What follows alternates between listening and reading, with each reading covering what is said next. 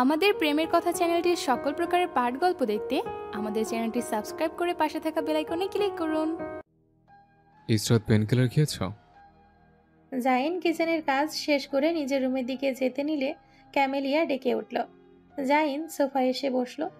লিওয়ের মধ্যে কয়েকটা কার্ড নিয়ে হাজির।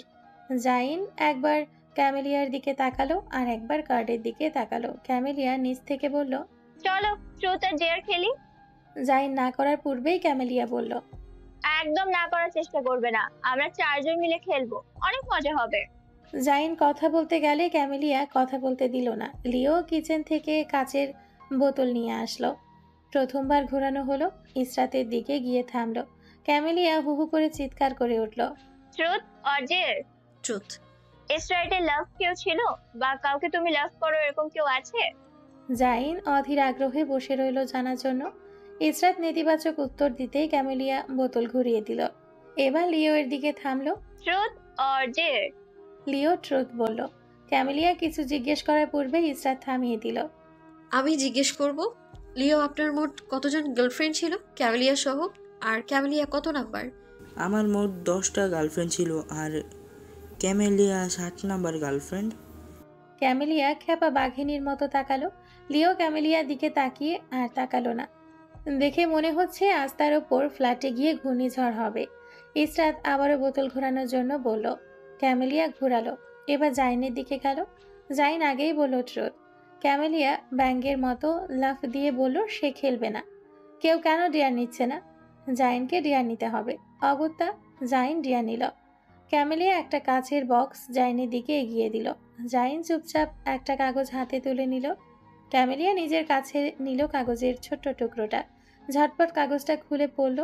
পড়ে হেয়ে করে হাসলো। ক্যামেলিয়া জোরে জোরে পড়ে শোনাতে লাগলো, কিস ইওর রুমমেট। জাইন চোখ বড় বড় করে তাকালো। ইসরাত বসা থেকে উঠে দাঁড়াতে চাইলো, কিন্তু ক্যামেলিয়া উঠতে দিল না। নিজের সাথে ইসরাতকে ধরে বসিয়ে রাখলো। এটা করা সম্ভব নয়, অন্য কিছু টিয়ার দাও। ডেয়ার যা আসছে তাই করতে হবে, বদলানো যাবে না। তাড়াতাড়ি কিস করো, আরো তো খেলতে হবে। জাইন ইসরাতের দিকে অসহায় চোখে চাইলো। ইসরাত প্রতিবাদ করতে চাইলো। ক্যামেলিয়া বলল, এটা সে নিয়েছে, আমি দিয়ে দিইনি। ঝটপট এবার চুমু খাও ইসরায়েলের রুমমেট। চুমু খেয়ে ডেয়ার পূরণ করো, নইলে তোমাকে শাস্তি দেওয়া হবে। শাস্তি হিসাবে আমি তোমাকে চুমু খাবো। রেডি হও তার জন্য মিস্টার রুমমেট। জাইন ইসরাতের দিকে তাকালো। ইসরাত মাথা নাড়িয়ে না করলো। জাইন শুনলো না। এই মেয়েকে চুমু খাওয়ার থেকে ইসরাতকে চুমু খাওয়া ঢের ভালো। মেয়েটা ওর স্ত্রী। একটা চুমু খেলে কিছু হবে না। জাইন ইসরাতের ঘাড়ের পেছন দিয়ে এক হাত নিয়ে ইসরাতের মাথা চেপে সামনের দিকে নিয়ে আসলো। আলগোছে কপালে চুমু খেলো। ক্যামেলিয়া লাফ দিয়ে উঠলো। চিৎকার করে বলল, এটা হবে না। তুমি ওর লিপে কিস করলে না কেন? তুমি চিটিং করেছো। এখানে লেখা ছিল না কোথায় চুমু খেতে হবে? ক্যামেলিয়া লিওয়ের দিকে ক্ষুব্ধ চোখে তাকালো। পারলে এক্ষুনি ভেজে খেয়ে ফেলবে। কেন লিখে দিল না লিপ কিস করতে হবে? অফিসে দোতলায় আরশের পেছন পেছন নুসরাত আর ইরহাম আসলো। দরজা ঠেলে আরশ ঢুকতেই সবাই দাঁড়িয়ে গেল। আরশ আর ইরহাম সামনের দিকে হেঁটে গেল, কিন্তু নুসরাত দরজার সামনে দাঁড়িয়ে রইল। এ বাবা, এভাবে চলে যাচ্ছে কেন? তাদের পরিচয় করাবে না সবার সাথে? পরিচয় না করালে কি হবে? সে নিজে পরিচিত হয়ে নিবে।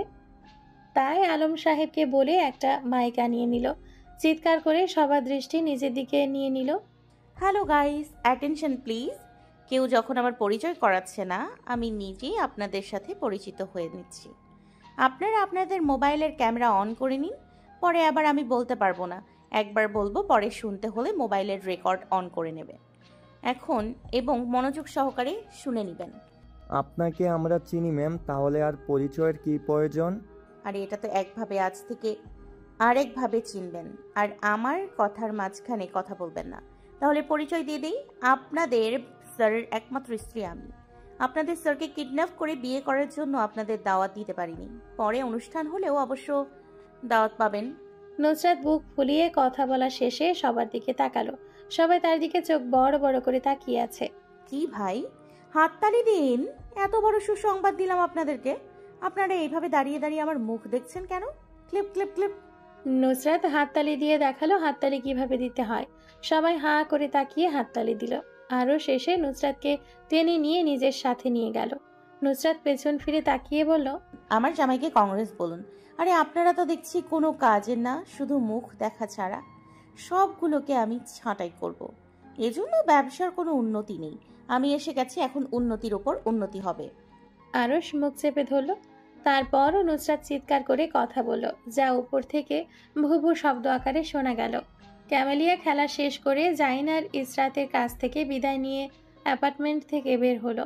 হাজারবার বিদায় নিয়ে তার বিদায় নেওয়া শেষ হলো না।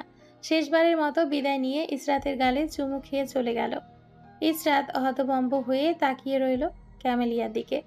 ক্যামেলিয়া দৌড়ে এলিভেটরের ভেতরে চলে গেল। ইসরাতের দিকে একবার ফিরে ফ্লাইং কিস দিল। এলিভেটর বন্ধ হওয়ার আগ পর্যন্ত ক্যামেলিয়া হাত নাড়িয়ে বিদায় নিল। ইসরাত অ্যাপার্টমেন্টের দরজা লাগিয়ে পেছনে ফিরে তাকাতে দেখলো তার ল্যাপটপ নিয়ে এসে দাঁড়িয়ে জাইন।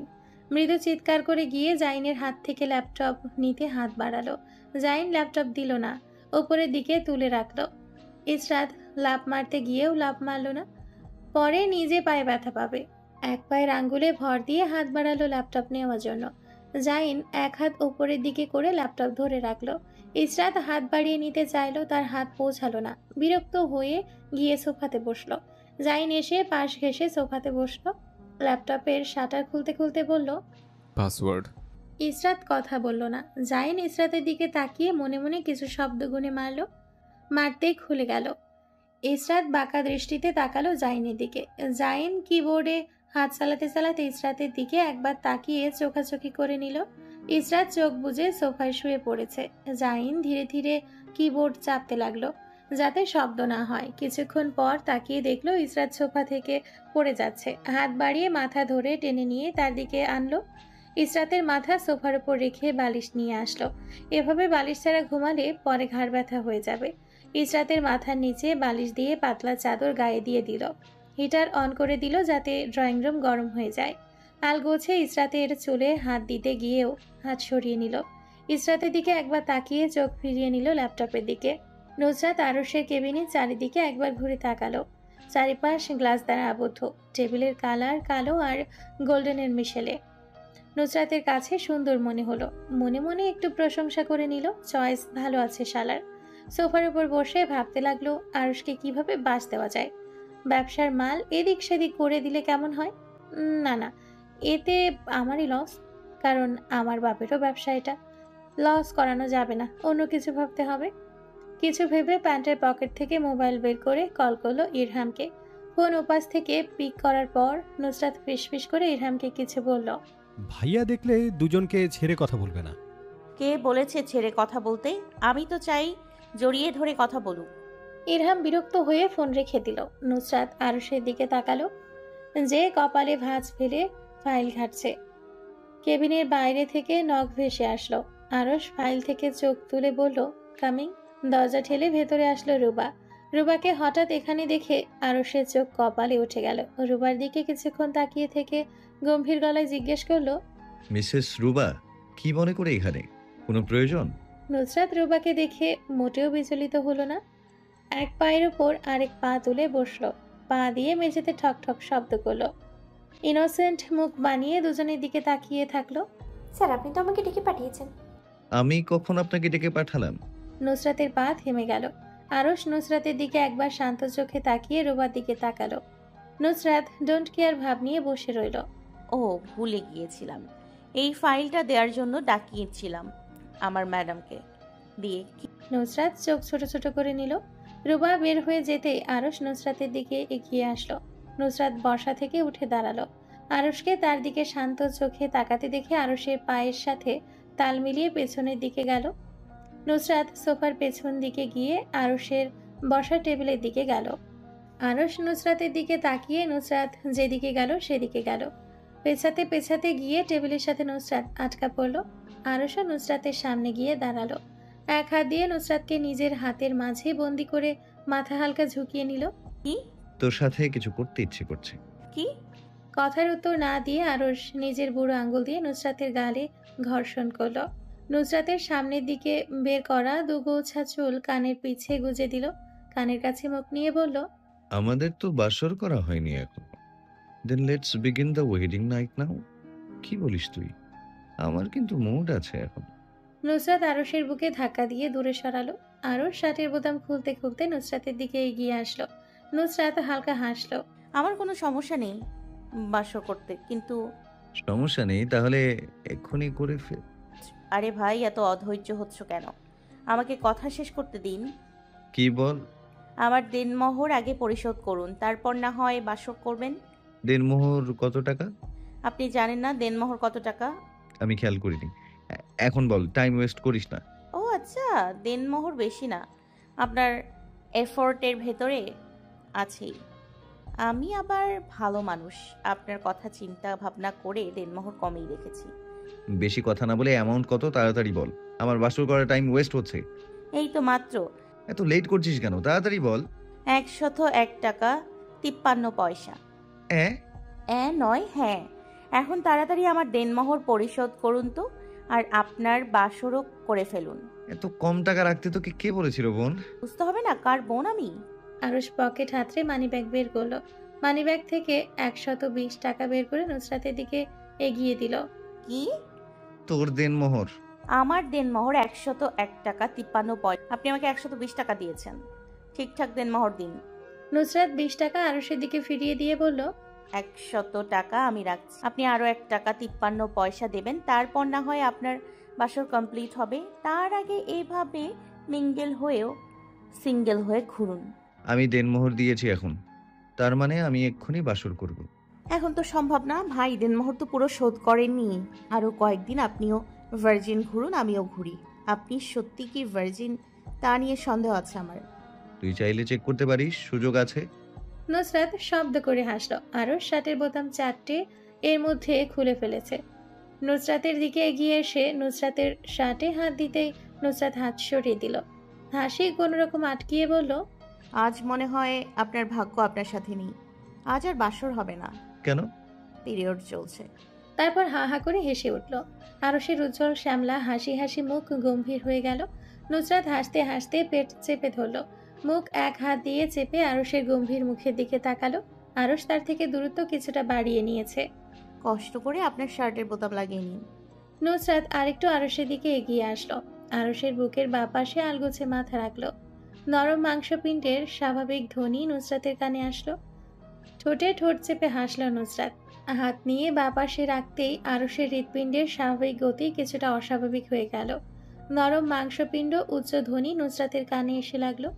আরশের শোনার মতো করে বলল, খেলা শুরু করার আগেই তো আপনি দা এন্ড করে দিচ্ছেন মিস্টার হাজবেন্ড। ট্রাস্ট মি জান, আমি আপনাকে না আপনার হৃদয় নিয়ে খেলবো। Get ready for that. ইসরাতকে নিয়ে হাঁটতে বের হয়েছে জাইন। চুপচাপ হাঁটছে দুজন। ইসরাতের পা আগের তুলনায় এখন ভালো। কোনো কাকপক্ষীর নড়চড়ের শব্দ পর্যন্ত শোনা যাচ্ছে না। জাইন আলগোসে নিজের হাত দিয়ে ইসরাতের হাত ধরে নিল। ইসরাত হাত ছোটানোর চেষ্টা করলো না। হাঁটতে হাঁটতে সমুদ্রের পাড়ে আসলো দুজন। সমুদ্রের শীতল বাতাসে ইসরাতের শরীর ঠান্ডা হয়ে গেল। জাইন হাতে চাদর নিয়ে বের হয়েছিল, তা পেঁচিয়ে দিল ইসরাতের গায়ে।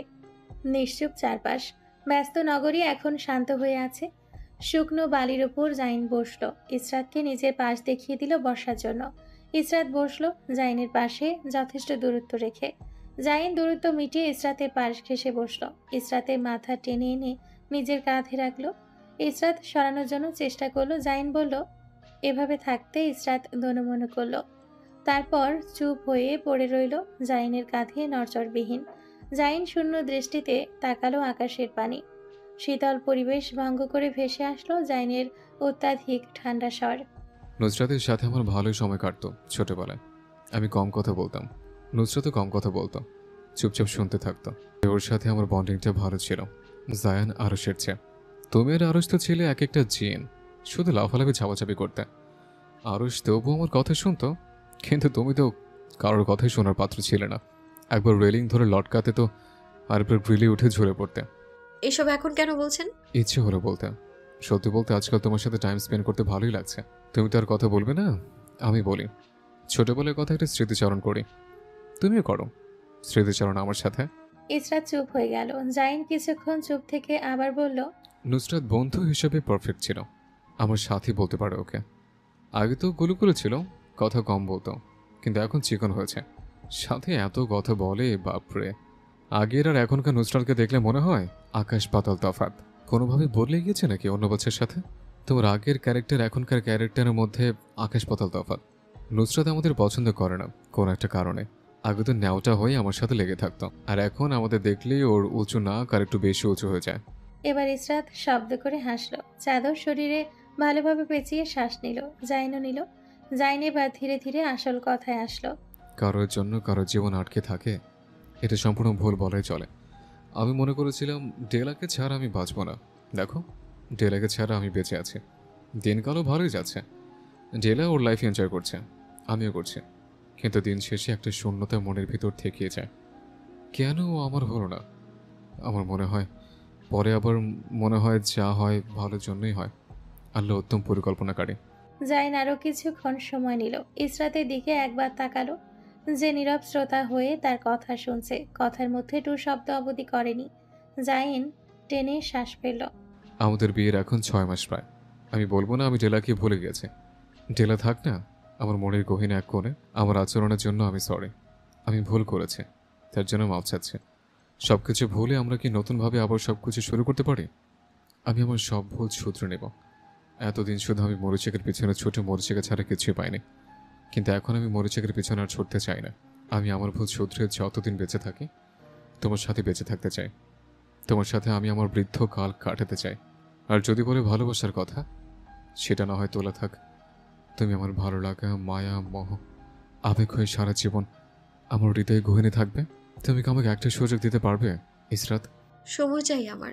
তোমার যত ইচ্ছে সময় নাও, আমি অপেক্ষায় থাকবো। শীতের সকাল, কুয়াশা চাদরে ভিজে আছে পুরো পৃথিবী। আরও সকাল সকাল ঘুম থেকে উঠে ফ্রেশ হতে গেল। ফ্রেশ হয়ে এসে রুমের পর্দা দুপাশে মেলে দিল, যাতে সকালে স্নিগ্ধ বাতাস রুমে প্রবেশ করতে পারে। হালকা বাতাসে রুমের পর্দা উঠতে লাগলো। চোখে এসে আলো লাগায় নুসরাত কমফোর্টার দিয়ে মাথা ঘুরে শুয়ে পড়ল। আর ওর শর্টস, ঢিলে ঢালা টি শার্ট, পায়ে জগার্স পরে রেডি হয়ে গেল। রুমের লক খুলে বের হতে যাবে নুসরাত ঢুলে ঢুলে উঠে বসলো। আরশ নুসরাতের দিকে তাকিয়ে বের হতে যাবে। নুসরাত বলল, আমিও যাব। কোথায় যাবি তুই? আপনার সাথে জিমে যাব। কয়েকদিন ধরে আমার মনে হচ্ছে ক্যালোরি বেশি হয়েছে, তাই জিম করে ক্যালোরি কমাবো। তুই এভাবে যাবি? তো এতে খারাপ কি? যা, ব্রাশ করে আয়, আমি অপেক্ষা করছি। ব্রাশ জিম থেকে এসে করব। চলুন চলুন, মর্নিং ওয়ার্কে যেতে লেট হচ্ছে, সাথে জিমেও। তাড়াতাড়ি চলুন, দেরি করে ফেলেছেন। নুসরাত আর আরশ বাড়ি থেকে বের হয়ে আসলো। নুসরাত গ্যারেজের দিকে যেতে নিলে আরশ জিজ্ঞেস করলো, ওদিকে কি? ওদিকে গ্যারেজ। তোর কি মনে হয় আমি জানি না ওদিকে কি আছে? আমি বলতে চাইছি ওদিকে কি করতে যাচ্ছিস? গাড়ি বের করতে যাচ্ছি। গাড়ি দিয়ে কি করবি তুই? আরে গাড়ি দিয়ে কি করে আপনি জানেন না? গাড়ি দিয়ে আমরা জিমে যাব। তোকে কে বলেছে আমরা গাড়িতে করে জিমে যাব? গাড়িতে করে না গেলে কি করে যাব? আল্লাহ পা দিয়েছেন না, পাগুলো কি কাজে ব্যবহৃত হবে? আল্লাহর দান করা পা দিয়ে হেঁটে জিমে যাব। ভালো কাজে তো এগুলো ব্যবহার করা হয় না, সব উল্টাপাল্টা কাজে এই পাগুলো আগে ভাগে চলে যায়। এভাবে বলছেন কেন? কিভাবে বলছি? নুসরাত কথা না বলে আরশের পেছন পেছন বাড়ির ভেতর থেকে বের হয়ে আসলো। সারা রাস্তা পুরো শুনশান হয়ে আছে। মানুষ কেন, একটা পোকার দেখা সাক্ষাৎ নেই। আরশ খালি রাস্তা দেখে দৌড়াতে শুরু করলো। আরে আরে, আপনি এই বয়সে এসে বাচ্চাদের মতো দৌড়াদৌড়ি করছেন কেন? পড়ে গিয়ে হাড় গোড় ভাঙলে কে খেয়াল রাখবে আপনার? ধীরে ধীরে দৌড়ান, বুড়ো বয়সে ভীমরতি। বেশি কথা না বলে তাড়াতাড়ি আয় কালি, পরে রেখে চলে যাব। নুসরাত আরশের কথা শুনলো না। ধীরে ধীরে হেঁটে এগিয়ে গেল সামনের দিকে। জিমে পৌঁছানোর পর আরশ ট্রেডমিলে উঠে হাঁটতে লাগলো। নুসরাত ঘুরে ঘুরে জিমের ভেতর দেখতে লাগলো। সব ধরনের জিমের সরঞ্জামাদি ধরে ধরে দেখলো। দেখা শেষে এসে আরশের পাশে দাঁড়ালো। আরশ একবার নুসরাতের দিকে তাকিয়ে সামনের দিকে মনোযোগ দিল। নুসরাত নিজের দিকে আরশের মনোযোগ না পেয়ে গাইগুই করতে করতে বলল, আমরা বাসায় কখন যাব? তোকে এখানে আসতে কে বলেছে? নুসরাত নাক ফুলিয়ে আধ ঘন্টার মতো আবারও আশপাশ ঘুরলো। আরশ ততক্ষণে ট্রেডমিল থেকে নেমে এসছে। আরশ ক্রস ট্রেনারে উঠতে যাবে। নুসরাত বলল, আরে এটা তো আমি পারি, দাঁড়ান আপনাকে আমি শিখিয়ে দিচ্ছি। নুসরাত পা রেখে উঠে দাঁড়ালো। হ্যান্ডেলে ধরে টান দিয়ে হ্যান্ডেল জায়গা থেকে নড়াতে পারলো না। বোকা হেসে নেমে আসলো। আরশ ভ্রু বাঁকিয়ে তাকিয়ে আছে নুসরাতের দিকে। ইশারা করে বলল, কি দেখালি না? আমি বসে আছি তো দেখার জন্য। আসলে আপনি তো জানেন আমি সহজ কাজ করি না, এটা অতিরিক্ত সহজ কাজ, আর অতিরিক্ত সহজ কাজ এই নুসরাত নিজে করে, নিজের হাতকে কষ্ট দেয় না। আপনি না হয় এই সহজ কাজটাই করুন। আরশ ক্রস ট্রেনারে উঠে হ্যান্ডেলে ধরে টান দিয়ে ব্যায়াম করতে লাগলো। নুসরাত ম্যাট্রেস বিছিয়ে নিচে হাত রেখে শুয়ে পড়ল। আরশ আরও আধ ঘন্টা পর ক্রস ট্রেনার থেকে নেমে আসলো। রুমাল দিয়ে ঘাম মুছে নিয়ে ম্যাট্রেসে বসলো। হাত বাড়িয়ে নুসরাতের পাশ থেকে পানির বোতল নিয়ে চুমুক বসালো। নুসরাত ততক্ষণে ঘুমে কাদা হয়ে আছে। জিম করতে এসে ঘুমিয়ে জিম করছে। জিমের কি ছিরি? নুসরাতের পাশ ঘেঁষে শুয়ে পড়ল আরশ। এক হাতে ভর দিয়ে নুসরাতের মুখের দিকে তাকালো। কিছুক্ষণ তাকিয়ে থেকে হাত বাড়িয়ে নুসরাতের নাক চেপে ধরলো। ঘুমের মধ্যে নুসরাত হাঁসফাঁস শুরু করলো। আরশ তবুও নাক ছাড়লো না। নুসরাত চোখ বুজে থেকে হাতে থাপ্পড় মারলো। আরশ হাত সরালো না। নুসরাত আরশের দিকে পাশ ফিরে শুয়ে পড়তেই আরশ নুসরাতের নাক ছেড়ে দিল। আরশ হাতে ভর দিয়ে আরেকটু ঝুঁকে নুসরাতের দিকে তাকালো। ঘুমের মধ্যে কপালে ভাঁজ ফেলে শুয়ে আছে। ঘুমের মধ্যে এত কি ভাবছে যে কপাল কুঁচকে আছে? আরশ নুসরাতের নাকে হাত স্পর্শ করলো। তারপর গালে বুড়ো আঙ্গুল দিয়ে ঘষল। থুতনির দিকে ঝুঁকে তাকালো কিছু খেয়াল করে। হালকা লাল রঙের তিল, শ্যামলা হওয়ায় তিলটা আছে বলে বোঝা যায় না। গভীর চোখে তাকালেই দেখা যায়। আগে তো এখানে কোনো তিল ছিল না, কবে হলো এটা? আরশ আরেকটু ঝুঁকতে গিয়ে ঝুঁকলো না। নুসরাতের চোখের দিকে তাকালো। তাকাতেই ধপ করে নুসরাত চোখ মেলে তাকালো। আরশকে তার দিকে এত ঝুঁকে বসে থাকতে দেখে ভ্রু কুঁচকালো। ভ্রু বাঁকিয়ে জিজ্ঞেস করলো, কি? তোকে দেখতে পুরো পেতনিদের মতো। এত ভালো করে খেয়াল করলেন, আমি যে পেতনির মতো সেটা বুঝে গেলেন। পেতনিকে পেতনি বলবো না তো কি সুন্দরী বলবো? নুসরাত আরশের মুখ নিজের ওপর থেকে ঠেলে সরিয়ে দিল। উঠে বসে আড়মোড়া ভাঙল। শরীর ম্যাজম্যাজ করছে মাটিতে শোয়ার জন্য। মনে হচ্ছে আপনার পেতনিদের সাথে খুব ভালো সম্পর্ক। ছি! তুই কিভাবে বুঝলি আমার পেতনিদের সাথে একসময় ভালো সম্পর্ক ছিল? যেভাবে পেতনিদের ব্যাপারে বলছেন, মনে করলাম পেতনি বিষয়ে পিএইচডি করেছেন। না হলে পেতনির সাথে আপনার গভীর থেকে গভীর প্রেমের বা ভালোবাসার সম্পর্ক ছিল। আরে ব্যাস, তুই তো দেখছি সব বুঝে ফেলেছিস। এককালে আমার এককালই পেতনির সাথে গভীরতম প্রেমের সম্পর্ক ছিল, কিন্তু পেতনিটা বুঝলো না আমার প্রেমের ভাষা। আপনার মুখ দেখেই বোঝা যায় ভালো মানুষের সাথে আপনার সম্পর্ক থাকতেই পারে না। হলে তো ওই সব পেতনিদের সাথে হবে। নুসরাত ম্যাট্রেস গুছিয়ে উঠে বসলো। উঠে দাঁড়িয়ে আরশের গায়ে ঢলে পড়তে নিয়েও পড়ল না। আরশ নুসরাতের হাত চেপে ধরে সামনের দিকে যেতে যেতে বলল, তোর যে একটা ছোটবেলার প্রেমিক ছিল ওটা কোথায় রে? আরে ও তো এখনো আমার প্রেমিক। আপনি কি ওর সাথে দেখা করতে চান? চাইলে একদিন দেখা করাতে পারি। তোর বিন্দুমাত্র লজ্জা লাগছে না? ছোটবেলার প্রেমিকের কথা স্বামীকে বলছিস, আবার তার সাথে আমার দেখা করানোর কথা কি জোর গলায় বলছিস? ছি ছি। নুসরাত শব্দ করে হাসলো। আরশের কাঁধে নিজের হাত পেঁচিয়ে ধরে বলল, আপনি আমার কিসের স্বামী? আপনি তো আমার একমাত্র ভাই। শেষের কথা বলে নুসরাত হা হা করে হাসতে লাগলো। আরশ পাগলের কথায় কান দিল না। হাত বাড়িয়ে নুসরাতের কাঁধ চেপে নিজের সাথে নিয়ে চলল। গোধূলি লগ্ন, সূর্যের তীব্র রশ্মি এসে পৃথিবীতে পতিত হচ্ছে। সকালবেলা যতটুকু পৃথিবী শীতল ছিল এখন ততটা গরম। গরমে ঘেমে নিয়ে মম রাস্তার পাশ দিয়ে হেঁটে যাচ্ছে। রিক্সা খুঁজে পাওয়া যাচ্ছে না। এর মধ্যে রিক্সা খুঁজে পেলেও রিক্সাওয়ালারা টাকা বেশি চাচ্ছে, তাই মম সামনের দিকে হাঁটা ধরেছে। সামনে গিয়ে সিএনজি পাওয়া যাবে। ফুটপাত দিয়ে হাঁটতে হাঁটতে চোখ গেল পেছনে মমর। অফ হোয়াইট কালারের একটা গাড়ি কখন থেকে তার পিছু পিছু আসছে। মম প্রচুর বিরক্ত হলো। দতে দত চেপে সামনের দিকে এগিয়ে গেল। গত 1 মাস ধরে গাড়িটা তাকে ফলো করছে। কিছুক্ষণ পর পর হর্ন বাজিয়ে বাজিয়ে কান ঝালাফালা করে দিচ্ছে। কথাটা ভাবতেই মমর কানে হর্নের শব্দ ভেসে আসলো। মম আজ ছেড়ে দিল না। এগিয়ে গেল গাড়ির দিকে। হাত বাড়িয়ে গাড়ির কাছে শব্দ করলো, কিন্তু যাকে গাড়ির ভেতর দেখলো তাকে সে গাড়ির ভেতর মোটেও আশা করেনি। লোকটা গাড়ির কাজ নামাতেই মম চোখ দুটো রসগোল্লার মতো হয়ে গেল। আজকের দিনটা শুরু ইসরাতের অন্যভাবে হলো। দরজা খুলে বের হতেই জাইন নাস্তা এনে টেবিলে রাখলো। ইসরাত চোখ তুলে তাকাতেই জাইন ইশারা করে বলল খাওয়ার জন্য। ইসরাত পরোটা আর ডিম ভাজি মুখে ঢুকিয়ে নিল। মনে হলো ব্যাটার হাতে রান্না অসাধারণ। রান্নার ক্ষেত্রে এই ব্যাটাকে কেউ হার মানাতে পারবে না। ইসরাত গপাগপ করে খেয়ে সব খাবার সাবার করতেই জাইন এটো প্লেটগুলো নিয়ে কিচেনে চলে গেল। ইসরাত নুসরাতের মোবাইলে কল করলো। নুসরাত কল ধরলো। কি বল? কিছু করছিস? হ্যাঁ করছি। কি করছিস? ওই তো বুড়িকে শাস্তি দেওয়ার একটা ব্যবস্থা করছি। বুড়িটার মগজ আজকাল বেশি চলছে। কি করবি তুই? তুই ফোনটা রাখ, প্যাচাল করিস না তো কানের গোড়ায়। নুসরাত ফোন কেটে দিল। ইসরাত কল দিল, আবার ধরলো না। ইসরাত টেনশনে নখ কামড়াতে লাগলো। এ আবার কি করবে?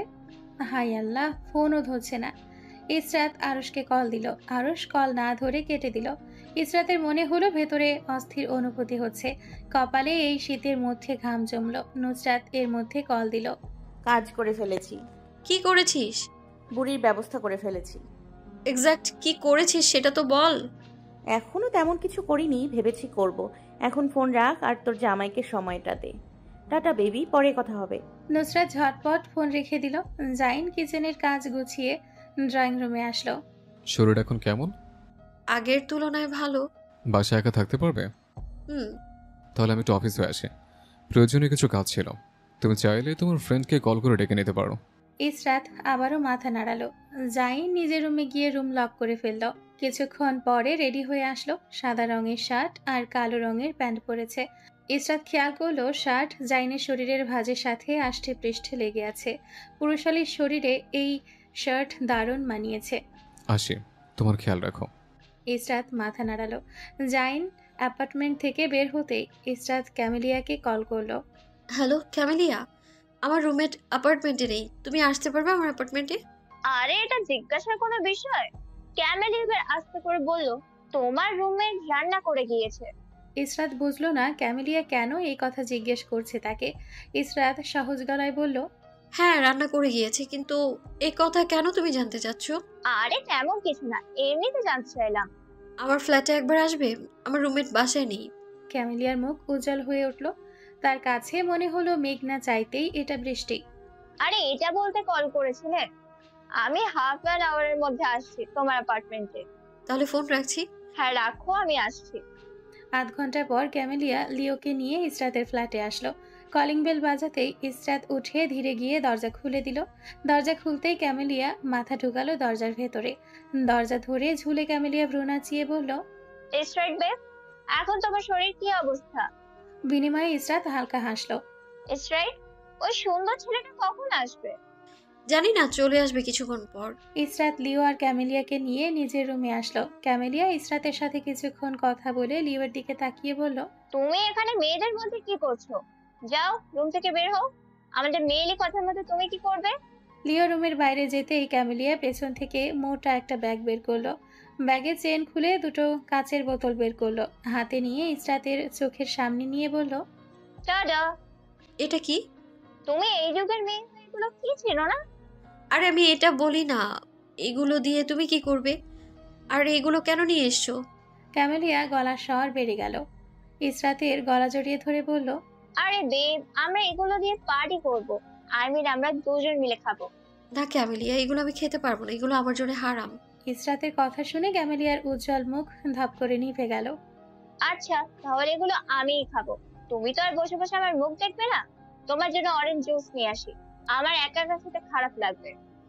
ইসরাত আর কিছু বলল না। ক্যামেলিয়া হাতে নিচে করে একটা অ্যালকোহলের বোতল নিয়ে ইসরাতের রুম থেকে যেতে লাগলো। তুমি অ্যালকোহল নিয়ে যাচ্ছ কোথায়? ক্যামেলিয়া চোরের মতো মুখ লুকিয়ে ইসরাতের দিকে তাকালো। আমতা আমতা করে বলল, আরে আমি তো এক প্লেট ড্রিঙ্কস কিচেনে তোমার জন্য অরেঞ্জ জুস বানাতে বানাতে খেয়ে ফেললাম। ক্যামেলিয়া বোকা হাসলো হে হে করে। রুমে দরজা খুলে আলগোছে অ্যালকোহল নিয়ে বের হয়ে গেল। কিচেনে গিয়ে ইসরাতের জন্য অরেঞ্জ জুস বানিয়ে নিয়ে আসলো। নুসরাত গভীর মনোযোগ দিয়ে কিছু একটা ভাবছে। আরো শেষে নুসরাতের মুখের সামনে তুড়ি বাজিয়ে বলল, কি এমন চিন্তা করছিস? কখন থেকে ডাকছি, শুনতে পাচ্ছিস না? তেমন কিছু না, বলুন কি বলবেন। বাসায় যাবো, চল। নুসরাত আর আরশ একসাথে কেবিন থেকে বের হয়ে আসলো। গাড়িতে উঠে চুপচাপ ড্রাইভ করতে লাগলো নুসরাত। আরশ কিছুক্ষণ পর পর নুসরাতকে দেখতে লাগলো। বিড়বিড় করলো, এর আবার কি হলো? আজ এত চুপচাপ। বাড়িতে এসে নুসরাত কোনো কথা না বলে সোজা নিজের রুমে চলে গিয়ে আরশের মুখের উপর ঠাস করে দরজা বন্ধ করে দিল। গোসল করে বের হয়ে আসলো নুসরাত। খাবার টেবিলে বসে চুপচাপ খেতে লাগলো। ইরহাম এসে কিছুক্ষণ কথা বলার চেষ্টা করলো। নুসরাত কথার উত্তর দিল না। ইসরাত বেব, চাটা টেস্টেড, খেয়ে বলো কিরকম হয়েছে। ইসরাত হালকা হেসে ক্যামেলিয়ার কাছ থেকে জুস নিল, নিয়ে হালকা চুমুক দিল। ক্যামেলিয়া ইতিমধ্যে 2 গ্লাস মদ খেয়ে ফেলেছে। এটার টেস্ট এরকম অদ্ভুত কেন?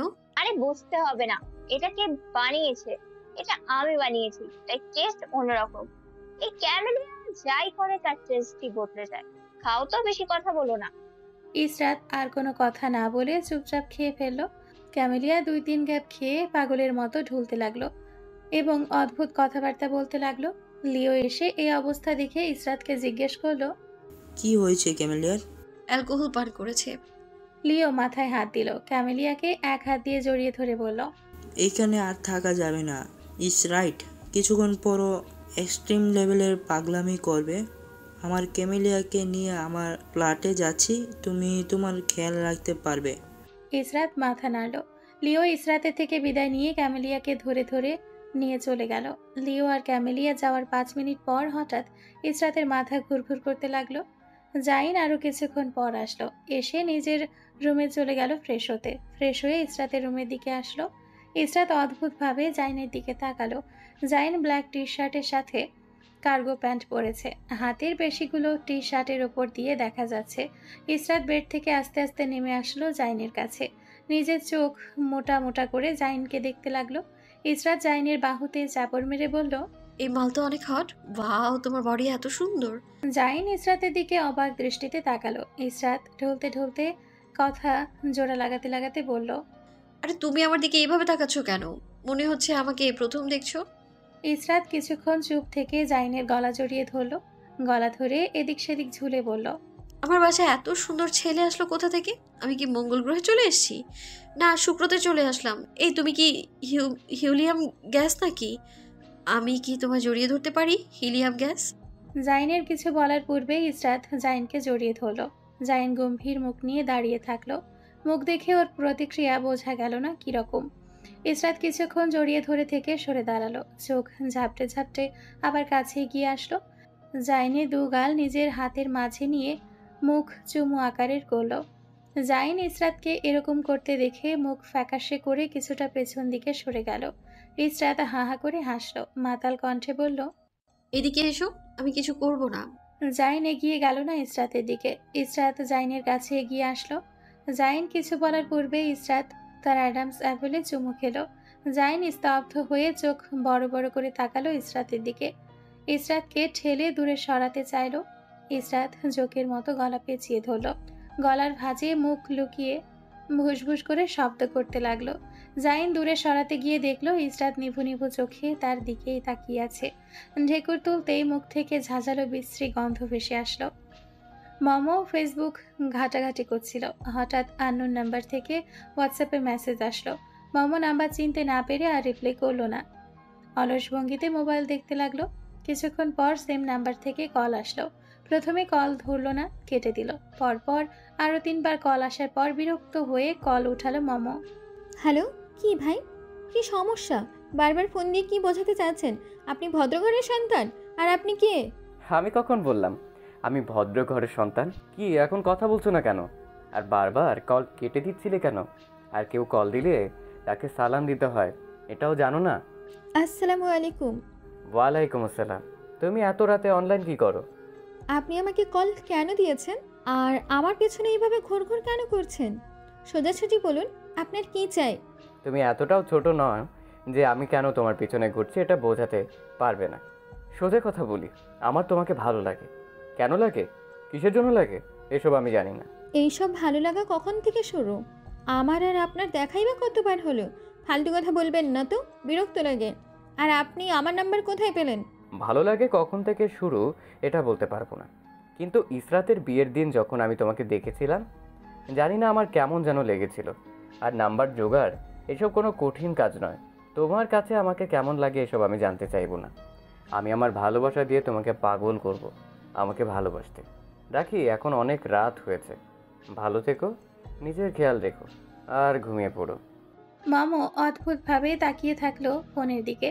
মুখের বিকৃতি ঘটিয়ে কল কেটে দিল। তারপর কিছুক্ষণ বিরক্তি নিয়ে ফোনের দিকে তাকিয়ে রইল। সকাল সকাল ঘুম থেকে উঠে নুসরাত পরিপাটি হয়ে নিজের রুম থেকে বের হয়ে আসলো। খাবার টেবিলে বসতেই বাড়ির সবাই নুসরাতের দিকে অদ্ভুতভাবে তাকিয়ে রইল। কি সবাই এভাবে আমার দিকে তাকিয়ে আছো কেন? মা, তোর কি শরীর খারাপ? না, তা কেন? না মানে এত সকালে গোসল করে পরিপাটি হয়ে আসলেই তাই জিজ্ঞেস করলাম। নুসরাত কিছু বলল না, চুপ করে খেতে লাগলো। খাওয়া শেষে ইরহামকে নিয়ে চলে গেল গাড়িতে। আরশ কিছুক্ষণ পর আসলো। নুসরাত আরশের উদ্দেশ্যে বলল, আজকে আপনাকে একজনের সাথে দেখা করাতে নিয়ে যাব। 10 মিনিট পর নুসরাত একটা রেস্টুরেন্টের সামনে এসে গাড়ি পার্ক করলো। আরশকে কিছু বলার সুযোগ না দিয়ে বলল, ভেতরে চলুন, গেলেই দেখতে পারবেন। ভেতরে ঢুকে কাউকে খুঁজতে লাগলো নুসরাত। কাঙ্ক্ষিত ব্যক্তিকে খুঁজে পেয়ে নুসরাতের মুখে হাসি ফুটে উঠল। নুসরাত সামনের দিকে এগিয়ে গেল। আরশ ভ্রু বাঁকিয়ে নুসরাতের পিছু পিছু গেল। সকালে রোদ মাথা চাড়া দিয়ে উঠেছে। বাহিরের গরম ভেতরে লাগছে না কৃত্রিম এসি ব্যবহারের জন্য। এসির ঠান্ডা টেম্পারেচার শরীর মন দুটো ঠান্ডা করে দিচ্ছে। নুসরাত চেয়ার টেনে বসতেই সামনে বসা লোকটি চোখ তুলে তাকালো। নুসরাত হালকা হেসে কথা বলতে যাওয়ার আগেই সামনে বসা লোকটি তাকে জড়িয়ে ধরল। আকস্মিক জড়িয়ে ধরায় নুসরাত কিছুটা হকচকিয়ে গেল। পিঠে হাত রাখতে গিয়ে অস্বস্তিতে রাখলো না। তারপর আবার কি ভেবে হাত রেখে পিঠে হালকা চাপড় মেরে হাসলো। আরশ মুখ গম্ভীর করে এসে ছেলেটাকে নুসরাতের থেকে ঠেলে দূরে সরিয়ে দিল। ছেলেটা থতমত খেয়ে আরশের দিকে তাকালো। চোখ ছোট ছোট করে কিছুক্ষণ তাকিয়ে থেকে এমনভাবে চোখ ফেরালো যেন আরশ কোনো আবর্জনা। নুসরাত মুচকি হেসে জিজ্ঞেস করলো, কেমন আছো আবির? আবির মাথা দুলিয়ে জানালো ভালো আছে। নুসরাতকে জিজ্ঞেস করলো, তুমি কেমন আছো? নুসরাতের মুখ থেকে কথা কেড়ে নিয়ে আরশ বলল, ও ভালো আছে বলেই এখানে এসেছে। আবির বিরক্ত হয়ে আরশের দিকে তাকালো। চোখে মুখে অসন্তোষ ভাব ফুটে উঠেছে তার। নাক ফুলিয়ে শ্বাস ফেলে আরশের থেকে চোখ ফিরিয়ে নুসরাতের দিকে চোখ রাখলো। এক হাত বাড়িয়ে নুসরাতের হাত চেপে ধরলো। নুসরাত হাসি মুখে আবিরের দিকে তাকিয়ে রইল। তার কাছে মনে হলো অ্যাজ আ ফ্রেন্ড আবির তাকে জড়িয়ে ধরেছে। নুসরাতকে হাসি মুখে বসে থাকতে দেখে আরশের গম্ভীর মুখ আরো কিছুটা গম্ভীর হয়ে গেল। নুসরাত, তুমি এপাশে এসে বসো। আবিরের বলতে দেরি হলো। আরশের নুসরাতকে ঠেলে ভেতরের চেয়ারে বসাতে দেরি হলো না। নুসরাতকে অন্য চেয়ারে বসিয়ে নিজে নুসরাতের পাশের চেয়ারে বসে পড়ল। হাত দিয়ে চেয়ার চেপে ধরলো যাতে নুসরাত বের হতে না পারে। নুসরাত আরশের হাত ঠেলে সরাতে চাইল, আরশ সরালো না। আরশের দিকে তীব্র বিরক্তি নিয়ে তাকালো। হাত সরান, আমি ওপাশে যাব। আরশ হাত সরালো না। নুসরাতের কথা না শোনার মতো করে উড়িয়ে দিল। আবির নাক ফুলিয়ে নুসরাতের দিকে তাকিয়ে রইল। নুসরাত নিজে থেকে পরিচয় করিয়ে দিতে গেল দুজনকে দুজনের সাথে। আরশের পরিচয় করাতে গিয়ে গর্বে নুসরাতের বুক ফুলে উঠল। নিজের কৃত্তিকলাপ বলতে গিয়ে নিজেকে আরও একবার বাহবা দিল। আমার কিডন্যাপ করে বিয়ে করা স্বামী মিস্টার আরশ হেলাল। আর আবিরের দিকে ইশারা করে কিছুটা নিচু গলায় আরশকে বলল, ওই যে বলেছিলেন না আমার ছোটবেলার প্রেমিকের সাথে দেখা করবেন, এই সেই প্রেমিক। দেখুন দেখা করিয়ে দিলাম।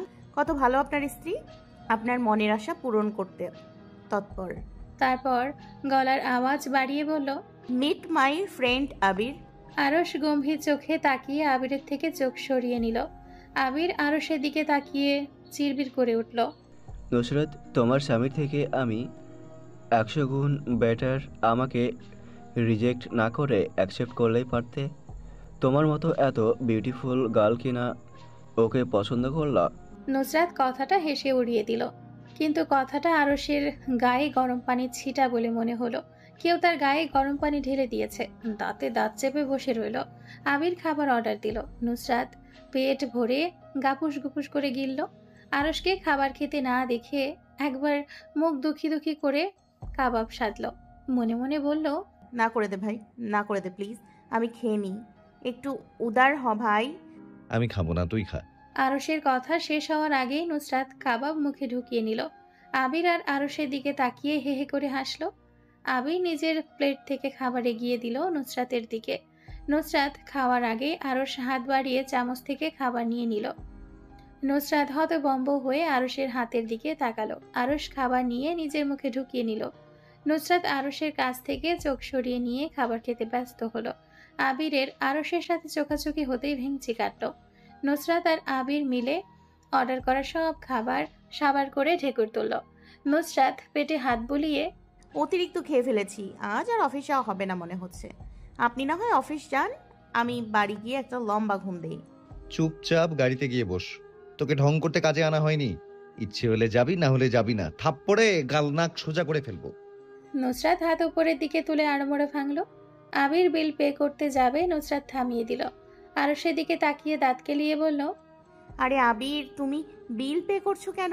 আরশ ভাইয়া বিল দিয়ে দিবেন। ওনার মতো একজন ব্যক্তি থাকতে আমরা বেচারা কেন বিল পে করব? করার দরকার নেই, আপনি বিল পে করুন, আমি আর আবির আসছি। নুসরাত উঠে দাঁড়ালো, চেয়ার টেনে বের হলো। নুসরাতকে বের হতে দেখে আবিরও বের হয়ে আসলো। আরশকে রেস্টুরেন্টে বসিয়ে রেখে দুজন হেলে দুলে চলে গেল রেস্টুরেন্ট থেকে বের হয়ে। বিল পে করে মানিব্যাগ পকেটে ঢোকাতে ঢোকাতে আরশ রেস্টুরেন্টের বাহিরে আসলো। গাড়ির দরজা খুলতেই দেখলো নুসরাত আর আবির পেছনে বসে গল্প করছে। আরশকে গাড়ির সামনে দেখতেই আবির নাক ছিটকালো। ড্রাইভার, গাড়ি চালাও। আরশ ভ্রু বাঁকিয়ে মুখ গম্ভীর করে তাকালো নুসরাতের দিকে। নুসরাত আরশকে পাত্তা না দিয়ে আবিরের সাথে গল্প করতে লাগলো। আরশ গাড়ি স্টার্ট করলো, চোখ মুখ ঠান্ডা করে। ভিউ মিররে বারবার তাকিয়ে পেছনে দুজনের কাণ্ড কারখানা পরিলক্ষিত করলো। মধ্যরাতে ইসরাতের ঘুম ভাঙলো। চোখ মেলে চাইতে পারল না প্রচন্ড মাথা ব্যথা করার জন্য। ধীরে ধীরে চোখ খুলে তাকাতেই ভ্যাপসা গরম লাগলো। শরীর ঘেমে গিয়েছে কিছুটা। পানি খাওয়ার জন্য কাছে হাত বাড়ালো, কিন্তু পানি খুঁজে পেল না। বাধ্য হয়ে ইসরাত বিছানা থেকে উঠে দাঁড়ালো। উঠে দাঁড়াতেই মাথা ঘুরে উঠল। বিছানার উপর ভর দিয়ে নিজেকে সামলালো। আসবাবপত্রে হাত দিয়ে ধীরে ধীরে কিচেনের দিকে অগ্রসর হলো। অন্ধকার হাতড়ে কোনো কিছু খুঁজে পেল না। হঠাৎ কিছু ভাঙার শব্দে জাইন নিজের রুম থেকে বের হয়ে আসলো। কিচেনে কিছু নাড়াচাড়া দেখে ওদিকে গেল। লাইট জ্বালিয়ে ইসরাতকে এত রাতে কিচেনে দেখে জাইন কিছুটা অবাক হলো। তুমি এখানে কি করছো? রুমে পানি ছিল না, তাই এখানে এসেছি পানি খেতে। তুমি ঠিক আছো? আর কি খেয়েছিলে তুমি? যে আমি ঠিক আছি, আর আমি জাস্ট অরেঞ্জ জুস খেয়েছিলাম, ক্যামেলিয়া বানিয়ে দিয়েছিল। জাইন ইসরাতকে লেবুর পানি বানিয়ে দিল। ইসরাতের দিকে লেবু পানি এগিয়ে দিয়ে বলল, এটা খাও, বেটার ফিল করবে। ইসরাত জাইনের কাছ থেকে লেবু পানি নিয়ে চলে গেল নিজের রুমের দিকে। জাইন কিচেনের লাইট অন করেছিল, অফ করে নিজের রুমে চলে গেল। ভার্সিটি যাওয়ার জন্য বাসা থেকে বের হয়েছে মমো। কোনো সিএনজি দেখা মিলছে না প্রায় 10 মিনিট ধরে, তাই চুপচাপ এক পাশে দাঁড়িয়ে আছে। হঠাৎ গাড়ির হর্নের বিকট শব্দে পেছনের দিকে একবার ফিরে তাকিয়ে আবারও সামনের দিকে তাকাতে লাগলো মমো। ব্যক্তিটি একইভাবে হর্ন বাজাতে লাগলো। কি ভাই, আপনাদের কি সমস্যা? লাফাঙ্গাতির মতো এরকম গাড়ির হর্ন বাজিয়ে ডিস্টার্ব করছেন কেন? আর আমার বাসার এখানে কি? তুমি আমাকে ব্লক করছো কেন? তো কি করব? আপনি কে যে আপনাকে বলবো? আপনি আরশ ভাইয়ার ফ্রেন্ড হিসেবে যথেষ্ট ভদ্রভাবে কথা বলেছি, ভালো লাগছে না। আপনি এখান থেকে যান তো, যান। আমাকে একটা মাস সময় দাও, আমি একটা মাস তো ট্রাই করতে পারি। আমি কোনো সময় দিতে পারবো না, আর এসব প্রেম ভালোবাসায় আমার কোনো ইন্টারেস্ট নেই। কথাটা বলে সামনের দিকে হাঁটতে লাগলো মমো। আগন্তুক পেছন থেকে এসে মমোর হাত চেপে ধরলো। মমো হাত ছাড়ানোর চেষ্টা করলো, কিন্তু হাত ছাড়াতে পারলো না। মাহিদ ভাইয়া, আমার হাত ছাড়ুন। ছাড়বো না। কি করবি তুই? তোর কাছ থেকে আমি পারমিশন নিতে আসিনি, তোকে বলছি একটা মাস সময় দিতে। 1 মাস পর তুই আমার ছায়াও দেখবি না। তুই কেন এত বেশি কথা বলবি? চুপচাপ গিয়ে ব্লক ছোটাবি, আর যেন বলতে না হয় তোকে। মমোর হাত ঝাড়া দিয়ে ফেলে দিল মাহাদি। মমো কাঁদো কাঁদো মুখ করে পেছনের দিকে তাকিয়ে থাকলো, যেদিকে বড় বড় পা ফেলে এগিয়ে যাচ্ছে মাহাদি। আজ অফিস থেকে ছুটি নিয়েছে ইরহাম আর নুসরাত। সকাল সকাল রেডি হয়ে ভার্সিটি চলে গেল দুজন। ক্লাস শেষে নুসরাত, সৌরভী আর সাদিয়া ক্যাম্পাসে হাঁটতে লাগলো। হঠাৎ করে মুখের সামনে এসে দাঁড়ালো ইরহাম। নুসরাত বিরক্ত হয়ে তাকালো ইরহামের দিকে। কর্কশ গলায় সৌরভী বলল, কিরে বাল, মুখের সামনে এসে এরকম খাম্বার মতো দাঁড়িয়ে আছিস কেন? সর সামনে থেকে, বালডা। ইরহাম সৌরভীর কথা পাত্তা না দিয়ে নুসরাতের কানে ফিসফিস করে বলল, একটা ব্যবস্থা করে দে না রে। কিসের ব্যবস্থা করে দিব? সৌরভীকে নিয়ে একটু বেড়াতে যাব। তো যাস না, আমি ধরে রেখেছি কি তোদেরকে? তুই একটু বল সৌরভীকে আমার সাথে যাওয়ার জন্য। আমার ভয় লাগে সৌরভীকে। তুই মেয়ে মানুষকে ভয় পাস? তুই হবি আমার মতো সাহসী? বেটি মানুষ ভয় পাস? তোর বোনকে দেখ, কাউকে ভয় পায়? ইরহাম দুদিকে মাথা নাড়িয়ে না বলল। তাহলে তুই কেন ভয় পাবি? আমার মতো ব্রেভ গার্ল হ। আমি তো তোকেও ভয় পাই, তুই তো ভয় দেখিয়ে রাখিস সবাইকে। নুসরাত ঠোঁটে ঠোঁট চেপে ইরহামের দিকে তাকালো, চোখ বাঁকিয়ে হাত তুলে পিঠে থাপ্পড় বসালো। তুই কি বলতে চাস? আমি তোর উপর জুলুম করি? আমি জল্লাদ? আমি তোকে ভয় দেখাই? আমি তোকে শান্তিতে থাকতে দিই না? ইরহাম স্তব্ধ হয়ে গেল। সে কখন বলল নুসরাত তার উপর জুলুম করে? একে তিল বলে তাল বানিয়ে ফেলে, ডেঞ্জারাস মেয়ে মানুষ। নুসরাত রাগে মুখ বানিয়ে দাঁড়িয়ে রইল। ইরহাম কাঁধ দিয়ে নুসরাতের কাঁধে ধাক্কা মারল। সাদিয়া দুজনের দিকে বিরক্তি নিয়ে তাকিয়ে জিজ্ঞেস করলো, কি এত গুজুর গুজুর করছিস দুজন? আমাদের বলছিস না কেন? আমরা তোদের ফ্রেন্ড না? তোরা দুটো একসাথে হলে আমাদের ভুলে যাস কেন? বাল দুটো যা ইচ্ছে তাই করুক, আমাদের কি? ইরহাম নাক ফুলিয়ে তাকালো নুসরাতের দিকে। এ কথা বলছে না কেন? এরকম ঝিম মেরে বসে আছে কেন? কিছু বলছে না কেন? সৌরভী, তুই একটু যা তো ইরহামের সাথে। আমি কেন যাব ইরহামের সাথে? এসব কথা বাদ দে, আসল কথা বল। দুটো মিলে কি এত কথা বলছিস? প্যান প্যান করিস না তো সৌরভী, কানের গোড়ায় শর্ত এখান থেকে, ভালো লাগছে না। তুই আমাকে এভাবে বলতে পারলি? হ্যাঁ বলতে পারি আমি। যা সর এখান থেকে। কোথায় সরবো? ঢং করছেন দুজন আমার সাথে। আপনি জানেন না কোথায় সরবেন? তাহলে তাহলে আমি বলে দিচ্ছি, আপনি আপনার ইরহামের সাথে একটু সাইড হয়ে যান। সৌরভী কানের গোড়ায় প্যান প্যান করতে শুরু করলো। কি হয়েছে, কি হয়েছে, সে কি করেছে? নুসরাত কেন এমন করে নাক ফোলাচ্ছে তার উপর? নুসরাত নাক মুখ কুচকে শহীদ মিনার চত্বরের দিকে এগিয়ে গেল। সৌরভী নুসরাতের কানের কাছে এসে বলল, আরে রাগ করছিস কেন? আমি কি করেছি? তুই কিছু করিসনি। যা সর কানের গোড়া থেকে, আমার কানের গোড়া ব্যথা করছে। সৌরভী নুসরাতের কথা শুনল না। নুসরাতের কথা অমান্য করে কথা বলতে লাগলো। নুসরাত বজ্র কণ্ঠে ধমক দিল, চুপ, একদম চুপ, আর একটা কথা বলবি না, মুখ বন্ধ করে থাক। আর এক শব্দ যদি বের হয় আমি স্টপলার করে দিব তোর ঠোঁটে। নুসরাত থেমে বলল, আমি কথা বলছি, দেখ কিরকম চুপ করে আছি আমি। আমার মতো চুপ করে থাকতে পারিস না তুই? হ্যাঁ, কখন থেকে কথা বলছিস? না করছি তবুও ভ্যা ভ্যা করছিস গরুর মতো। থাপড়ে মুখ বাঁকিয়ে ফেলবো আরেকবার কথা বললে।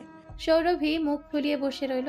সে এমন কি বলল যে নুসরাত 360 ডিগ্রি রেগে গেল। সামিয়া মিনমিন করে বলল, তুইও তো কত কথা বলিস, আমরা তোকে কিছু বলি? না করলেও তো শুনিস না, সারাদিন কথা বলিস।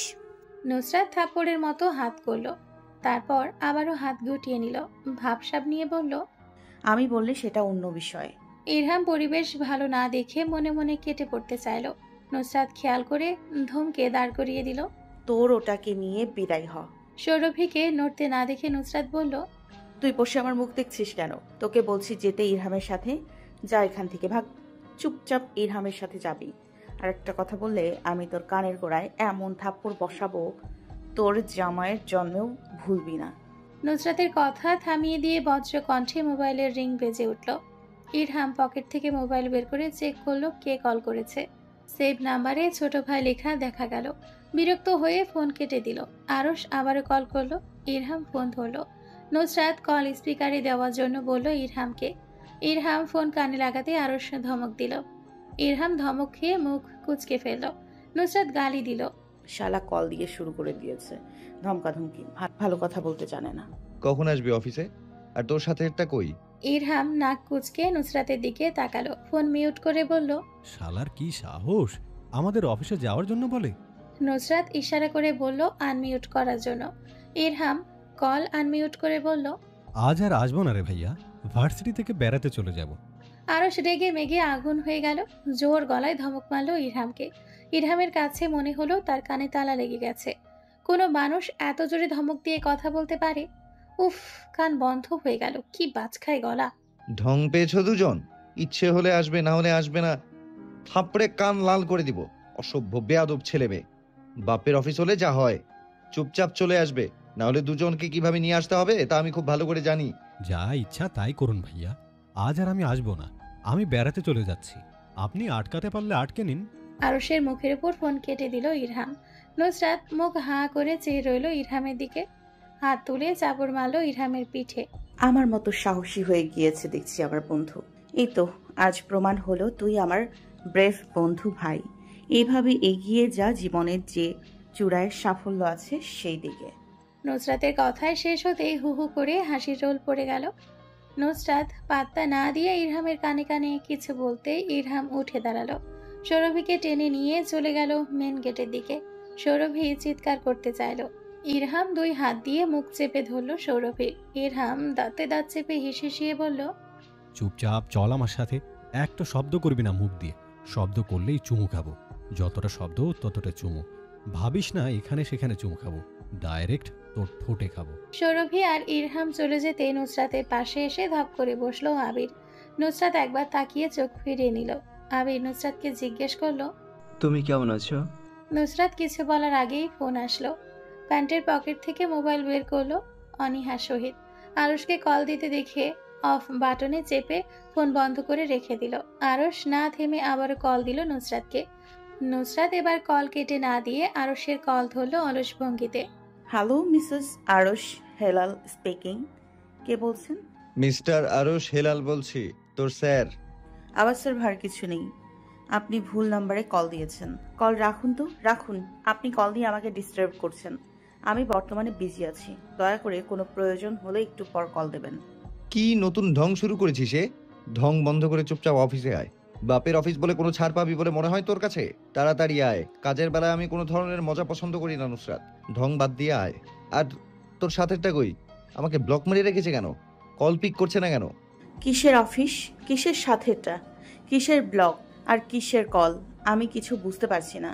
আমার মনে হচ্ছে আপনি ভুল মানুষকে কল দিয়েছেন, রং নাম্বার। আরশের কাছে এসব মজা ভালো লাগলো না। এত হেয়ালি করার কি আছে? নুসরাত আরশকে আর কথা বলার সুযোগ না দিয়ে ফোন রেখে দিল আরশের মুখের ওপর। মোবাইল প্যান্টের পকেটে রেখে হাত উপরে তুলে আড়মোড়া ভাঙল। অলস ভঙ্গিতে বসে রইল শহীদ মিনার চত্বরে। নুসরাতের এক পাশে চুপচাপ বসে রইল আবির, আর আরেক পাশে বসে রইল সাদিয়া। হোয়াটসঅ্যাপে হঠাৎ নোটিফিকেশন শো করলো। নোটিফিকেশন শো করার পর শব্দ করে দুটো ছবি আসলো। মমো চিন্তিত ভঙ্গিতে গিয়ে ঢুকলো মাহাদির ইনবক্সে। প্রথম মেসেজ দেখে চোখ উপরে উঠে গেল মমোর। কই রে, মরেছিস তুই? এত মেসেজ দিচ্ছে, রিপ্লাই নেই কেন? তুই কি চাচ্ছিস আমি তোকে ভিডিও কল করি? সাবধান, ব্লক মারার চেষ্টা করবি না। আগের নাম্বার থেকে ব্লক করলি না কেন? তোকে কি বলেছিলাম গতকাল? তুই আমার বাংলা কথা বুঝিস না? তোকে কি ইংরেজিতে এখন বোঝাতে হবে কথা? মমো মেসেজ পড়ে হাঁ হয়ে গেল। দুদিন আগেও তো তুমি করে বলতো, আর একদিনে তুমি থেকে তুইয়ে। এত তাড়াতাড়ি তো গাড়ি চলে না, যত তাড়াতাড়ি তুমি থেকে তুইয়ে চলে এসছে। মমো পিক ওপেন করতেই বটির ছবি দেখা গেল। মেয়েটা আঁতকে উঠল। মাহাদি তাকে রক্তমাখানো বটির ছবি পাঠিয়েছে। মাহাদি কল দিল মমোকে। মমো কল ধরল না, কেটে দিল। মেসেজ লিখলো, কি দরকার? এভাবে বলুন। কল ধর, কথা আছে তোর সাথে। এভাবে বলুন, কল ধরতে পারবো না, চাচ্চুরা বাসায় আছে। তোর চাচা থাকলে আমি কি করব? তোর চাচাকে আমি ভয় পাই নাকি? চাচা আছে বাসায়। এবার কল দিব, চুপচাপ ধরবি তুই, নাহলে তোর বাসায় চলে আসবো এক্ষুনি। আপনি কি আমাকে ব্ল্যাকমেল করার চেষ্টা করছেন? তোকে ব্ল্যাকমেল করার চেষ্টা আমি কেন করব? আমি তোকে ব্ল্যাকমেল করছি। এবার ফোন না ধরলে তোকে যে বটির পিক পাঠিয়েছে ওইটা দিয়ে কোপাম। কিন্তু কোনো কিন্তু না, কল ধর। মমো গাইগুই করলো, মেসেজে রিপ্লাই দিল না। মাহাদি কল দিয়ে শুরু করলো ধমকাধমকি। এত লেট করে কেন কল ধরেছে মমো? মাহাদি ধমকে চুপ করে শুনল। নিঃশব্দে দীর্ঘশ্বাস ফেললো। পাইন গাছের ফাঁকে ফাঁকে সূর্যের রশ্মি দেখা যাচ্ছে। অন্য দিনের তুলনায় আজকে দিন রৌদ্রোজ্জ্বল। মাথা উঁচু করে দাঁড়িয়ে আছে অক আর পাইন গাছ।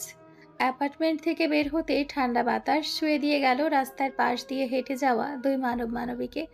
মেন টাউনে সাইক্লিং করছে কিশোর কিশোরীরা। তাদের হই হুল্লোড়ে মেতে আছে পুরো টাউন। ইসরাত চারিদিকে তাকিয়ে তাকিয়ে হাঁটছিল। হঠাৎ ইসরাতের পাশ ঘেঁষে একটা সাইকেল শু করে চলে গেল। ইসরাত ভয় পেয়ে পেছন দিকে কিছুটা সরল। চোখ বড় বড় করে ছেলেটার সাইকেল নিয়ে যাওয়ার পথে তাকিয়ে রইল। জাইন হাত বাড়িয়ে ইসরাতের হাত চেপে ধরতে ইসরাত চোখ ঘুরিয়ে সামনে তাকালো। জাইন ইসরাতের কাঁধ নিজের সাথে চেপে ধরে সামনের দিকে হাঁটা ধরল। রাস্তার পাশ দিয়ে হাঁটার সময় দেখা হলো মিষ্টি মিষ্টি কিছু দম্পতি ও প্রেমিক যুগলের সাথে। প্রেমিক যুগলীরা একে অপরের হাত ধরে হাঁটছে। কেউ কেউ রাস্তায় দাঁড়িয়ে কিস করছে, কেউ আবার রাস্তার পাশের বেঞ্চে বসে আছে একে অপরের কাঁধ জড়িয়ে। জাইন আজ ইসরাতকে নিয়ে বের হয়েছে বাহিরে। আজ সোমবার দিন হওয়ায় ছুটি জাইনের। ইসরাতকে মন খারাপ করে অ্যাপার্টমেন্টে বসে থাকতে দেখে ঝটপট রেডি হয়ে ইসরাতকে নিয়ে ঘুরতে বের হয়েছে। সামনের দিকে যত হেঁটে এগিয়ে গেল ইসরাত তত সুন্দর সুন্দর আর মনোমুগ্ধকর জিনিস দেখল। পাইন গাছের নিচে বেঞ্চে বসে আছেন দুই বুড়ো বুড়ি। বুড়ো পুরুষটা বুড়ি মহিলার মাথায় যত্ন সহকারে হাত বুলিয়ে দিচ্ছেন, আর বুড়ো মহিলাটা বুড়ো পুরুষের কাঁধে মাথা রেখে চোখ বুজে শুয়ে আছেন। ইসরাতের কাঁধ ধরে জাইন সামনের দিকে এগিয়ে গেল। ইসরাত তবুও পেছন ফিরে ততক্ষণ চাইল যতক্ষণ পর্যন্ত ওই বুড়ো আর বুড়ি দম্পতিকে দেখা যায়। ইসরাতকে বারবার পেছন ফিরে তাকাতে দেখে জাইন ধমক মেরে সামনের দিকে তাকাতে বলল। ইসরাত গাল ফুলিয়ে সামনের দিকে তাকালো। শহীদ মিনারে এক পাশে আবির আর অন্য পাশে খালি পড়ে আছে। কিছুক্ষণ আগে সাদিয়া ফাতিনের সাথে চলে গিয়েছে। জায়গায় জায়গায় গ্রুপ আকারে বসে আছে ছেলে মেয়েরা। নুসরাত নিজের মাথা আবিরের কাঁধে ফেলে কিছু ভাবতে লাগলো। স্বাভাবিকের মতো ডান হাতে নখ দাঁতের মধ্যভাগে, নখ কামড়াতে কামড়াতে ভুলবশত নুসরাত আঙ্গুলের ডগায় কামড় মেরে দিল। আবির হাত বাড়িয়ে নুসরাতের মাথায় রাখতে গিয়েও হাত ফিরিয়ে নিয়ে প্যান্টের পকেটে পড়ল। নভেম্বর মাসের শুরুর দিক হলেও সূর্যের খাড়া রশ্মি মাথার ওপর দাপটে ভঙ্গিতে কিরণ ছড়াচ্ছে। গরমের কারণে ঘেমে ভিজে জবজবে হয়ে আছে আবির ও নুসরাত। নুসরাত আবিরের কাঁধ থেকে মাথা সরাতে চাইল। আবির হাত দিয়ে মাথা চেপে ধরে রাখলো নিজের কাঁধে। নুসরাত গালি দিতে গিয়েও গালি দিল না, মুখ আটকে বসে রইল। সামনের দিক থেকে পরিচিত ব্যক্তিকে আসতে দেখে নুসরাত নিজের জায়গা থেকে বিন্দু মাত্র নড়ল না। ব্ল্যাক কালার অডি A4 থেকে কালো শার্ট কালো প্যান্ট পরিহিত আরশ নেমে আসলো। নুসরাত শহীদ মিনার থেকে বসে শান্ত চোখে আরশের পানে তাকিয়ে রইল। আরশের একটু জায়গায় হেঁটে আসতে গিয়ে কপালে জমা হলো সেচ জল। পকেটে হাত ঢুকিয়ে রুমাল বের করলো আরশ। রুমাল দিয়ে কপাল মুছে দাপটে ভঙ্গিতে এগিয়ে আসতে লাগলো নুসরাতের দিকে। চোখে দৃষ্টি তেজি, ভেতরের কালো অক্ষিগোলক না ঘুরিয়ে নুসরাতের দিকে দৃষ্টি স্থির রাখলো। নুসরাত দেখলো সুদর্শন পুরুষটিকে। কালো শার্ট আটশার্ট হয়ে লেগে আছে শরীরের সাথে। শরীরের প্রত্যেকটি ভাঁজ কালো শার্টের ওপর দিয়ে ভেসে আছে। শার্ট ইন করে গুজে রেখেছে প্যান্টের ভেতর। কালো প্যান্টের সাথে কালো বেল্ট মানানসই মনে হলো। নুসরাতের কাছে মনে হলো আরশের স্কিন টোন সাদা হলে এরকম মায়াবী লাগতো না। নুসরাত আরশের প্রশংসা করতে মোটেও কার্পণ্যতা করলো না।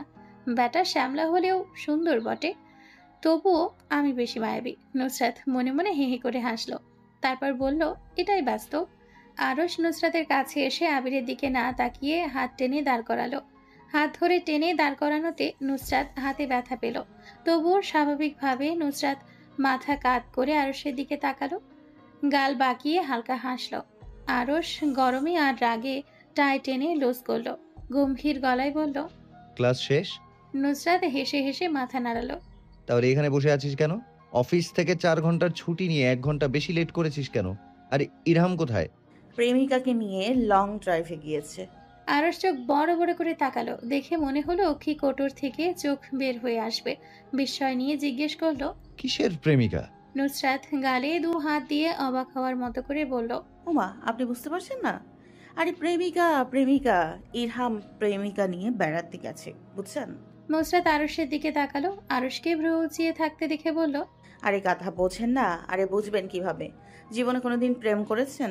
করলে তো বুঝতে পারতেন। মনে হয় কেউ প্রপোজ করেনি। নুসরাত আঙ্গুল তুলে আরশের দিকে তাক করে হে করে হাসতে লাগলো। আবিরও নুসরাতের সাথে তাল মিলিয়ে হাসতে লাগলো।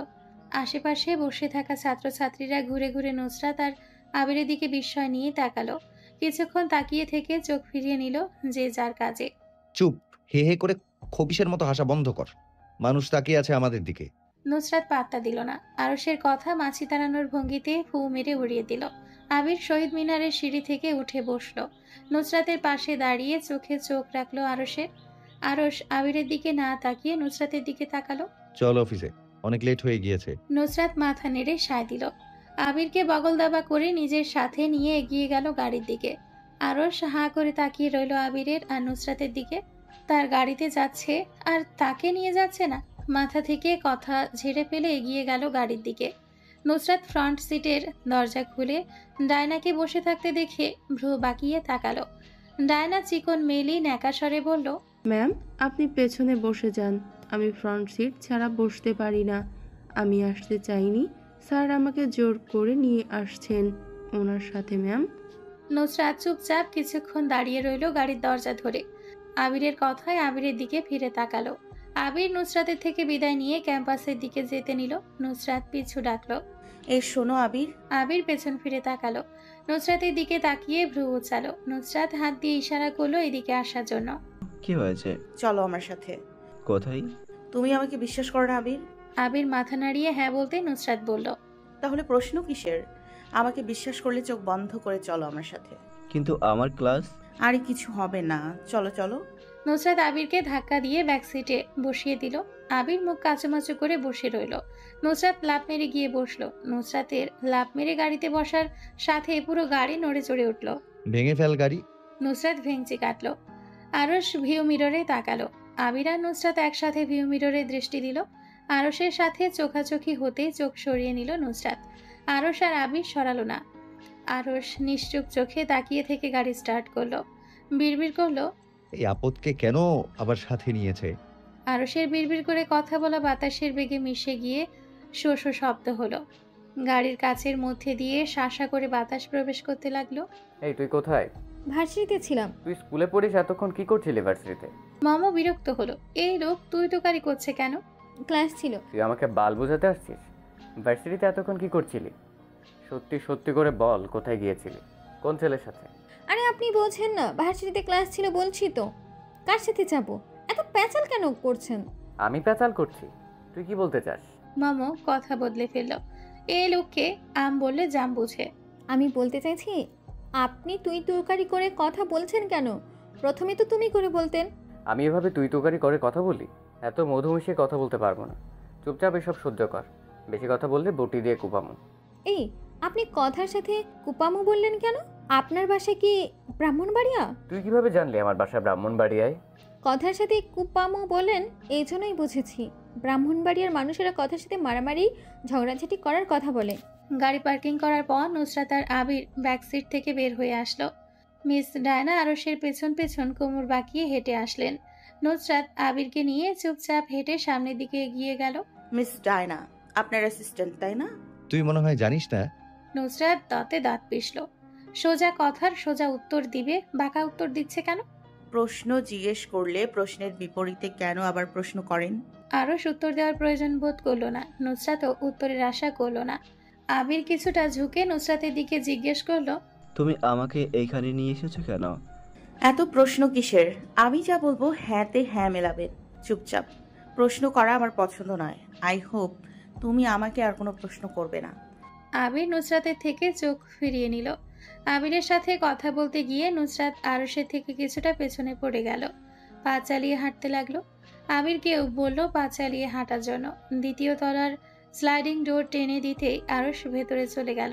তার পেছন পেছন ডায়না ঢুকলো। নুসরাত পেছন ফিরে আবিরকে নিশ্চিন্তে হাত পা এলিয়ে হেঁটে আসতে দেখে দৌড়ে গিয়ে আবিরের হাত চেপে ধরে টেনে নিয়ে আসলো।